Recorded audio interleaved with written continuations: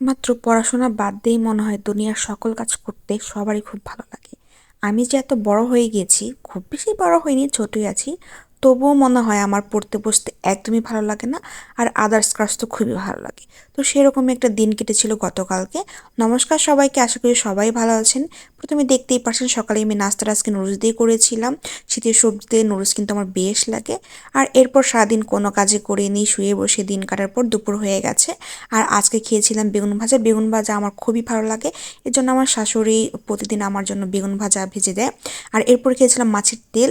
আর আজকের মাছটা কিন্তু খুবই টেস্টি ছিল। আর আজকে ঝোলটা রান্না করেছিল ফুলকপি আর আলু দিয়ে, নতুন আলু আর ফুলকপি দিয়েছিল। খেতে কিন্তু দারুণ হয়েছে। আর আমার মাছের তেল বরাবরই খুবই পছন্দ, মানে খুবই পছন্দ, মানে খুবই পছন্দ। আর এরপর ছিল মুসুরির ডাল, এটা খেয়ে নিয়েছিলাম যেহেতু ভাত খাওয়া বেশি হয়ে গিয়েছিল, যে আমি ডালটা এমনিই খেয়েছি।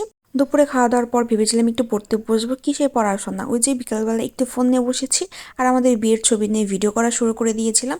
এরপর সন্ধ্যায় যদি একটু পড়তে বসেছিলাম, সন্ধ্যায় পড়তে খুব বেশি ভালো লাগছিল না। এরপর চলে গেছিলাম পিসির বাসায়, যে এদিকে সামনে আচার রাখা। তো এরপর বললাম যে পিসি আমি আচার খাবো। তো পিসি আমাকে আচার দিল। আর হুট করে পিসি বলল, মানে পিসি হচ্ছে ছাদে একটা চুলা বানিয়েছিল, খুব সুন্দর হয়েছিল। তো পিসি বলল, মানে মোটামুটি তখন 9:30 কি 10টা বাজে। পিসি বললো আজকে রুটিটা আমি চুলাই ভাজবো। তো এই নতুন চুলাতে পিষিয়ে রুটি ভাজতেছিল, তো আমরা সবাই মিলে ছাদে গিয়েছিলাম। তবে শীতের রাতে ছাদে বসে আগুন পোহাতে কিন্তু খুবই ভালো লাগে। আর এইদিকে তো পিসি ফুলকো ফুলকো রুটিও ভেজে নিচ্ছিল। আসলে রুটিটা না একটু ফুললে খুবই দেখতে হয়, মানে দেখতে ভালো লাগে, আমার কাছে ভালো লাগে। লুচি বা রুটি যদি দুইটাই ফুলে না, খুব সুন্দর লাগে। আর এরপর আমার বর বাসায় আসার পর আমরা চলে গিয়েছিলাম শিববাড়ি। শিববাড়িতে কীর্তন।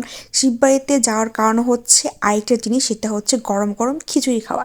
শীতের সময় গরম গরম খিচুড়ি খেতে কিন্তু বেশ লাগে। আর আমার খিচুড়ি খেতে এত ভালো লাগে, সব থেকে বেশি পছন্দ খিচুড়ি। খিচুড়ি যেভাবেই হোক না কেন আমার খেতে কিন্তু খুবই ভালো লাগে। এরপর ও আর আমি চলে গিয়েছিলাম শিববাড়ি। একটু কীর্তন শোনার পরে আমরা খিচুড়ি খেতে গিয়েছি। তখন মোটামুটি 10:30 বাজে। আসলে শীতের রাতে না ওরকমভাবে লোক থাকে না, লোকজন ওইভাবে হয় না। তো এরপর আমরা বসে পড়েছিলাম খিচুড়ি খাওয়ার জন্য। আর এই যে আসলো খিচুড়ি, খিচুড়িটা ধনিয়া পাতা দিয়ে রান্না করেছিল, সাথে সবজিও ছিল। এত সুন্দর স্মেল ছিল আর এত টেস্টি ছিল।